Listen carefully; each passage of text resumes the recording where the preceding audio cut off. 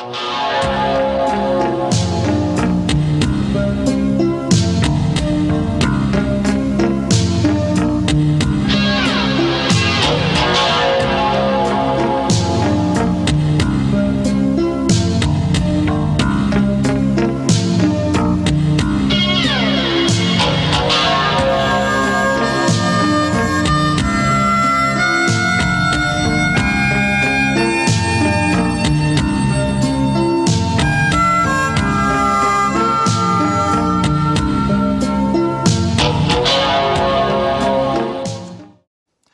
guys, welcome back to Path Nostalgia. In this installment we're looking at Rosie and Ruff in Puppydog Tales. Interestingly, 2D animation, this came out in 1992, or some sources say it's 1989, some sources say it's 1992. You decide really, I don't really know actually, so it's a bit of a, well, the dates are mixed up, unfortunately. This is interesting because it's more like a factual show, more aimed for like learning lessons in life really, socially really, for friends and everything else. And yeah, I thought it'd be a pretty, it's an interesting show to go on, even though yeah, probably has seen shows have come before since this one, so it's interesting. So we've got these characters who are basically well full of dogs really. Narrated by Victoria Wood, the late Victoria Wood. And we have one of the main characters, of course, which is Rosie, who's more, again, sort of a black and white dog with a lightning bolt on her chest, I think. Let me think. Yeah, probably, yeah, lightning bolt on her chest. And she's more the voice of reason, really. Has like a little show. She goes through, I think it's like, well, the whole point of this, well, the structure of this show, there's different things to it, like a variety type thing. Like you do have a song at the end, really, or at the end, like a musical number, really. You've got a story segment, which runs about 5 minutes long, and then you got the, I think at the beginning, like I'm backtracking on this thing.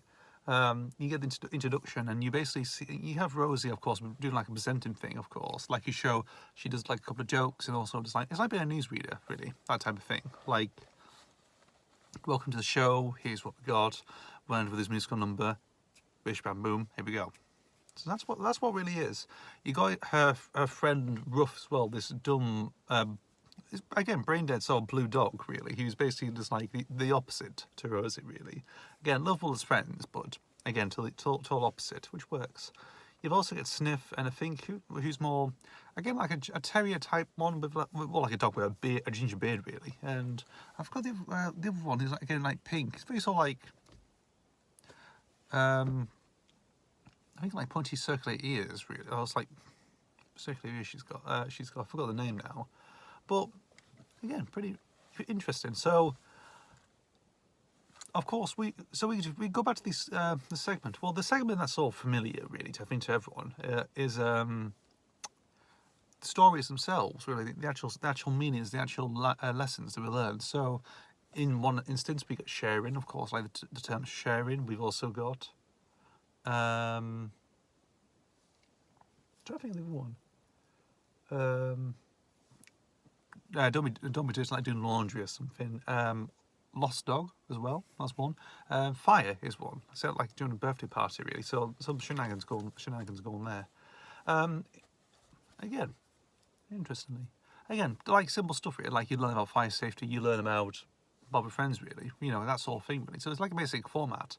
You know, with some interesting designs, very colourful, sometimes in white, but mostly like it's like you get this sort of, it's like it's very urban though. That's what I like about the show. It's very how it looks is quite urban, very punky as well in a way. Like it's very hodgepodge, very colourful, but it has that sort of urban London sort of English backsetting to it. Like it's probably saying Thatcher's Britain or something. You know, in the 80s. You know, we never know. But you get these colourful characters who basically go through life again like a gang of teenagers, really, in that sort of way. You know, live life to the fullest and showing the life lessons, of course. You know, for good manners and everything else. That's what you tend to get. So this, well, obviously we've got Victoria Wood narrating. She does all the voices, everything else, all male voices, everything.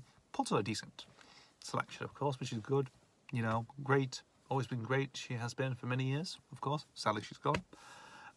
Also the art style of it. There's someone called Hillary. I forgot her name now. Hillary's again. I'm not giving names at this, at this point really. So Hillary. So I probably mentioned in the in the closing credits, really. You know, if you've ever seen it. But she did a show called Doris, way back in the 80s. Let's touch on Doris a little bit. Just the adventures of a black and white cat. She has like supposedly a rich boyfriend called Marlon, who's ginger. You've got some very other characters like a cat that's rugged and saber-toothed, like he's a Neanderthal, strangely. And they speak in, well, how it goes is, again, it sort of goes like clangs, really, in a way. Like with, instead of pipe whistles, you get synthesizers, like with a bass synth. You know, like one will go, meow, meow, one will go, or something like that. It's quite, and I look at it and think, what a weird show.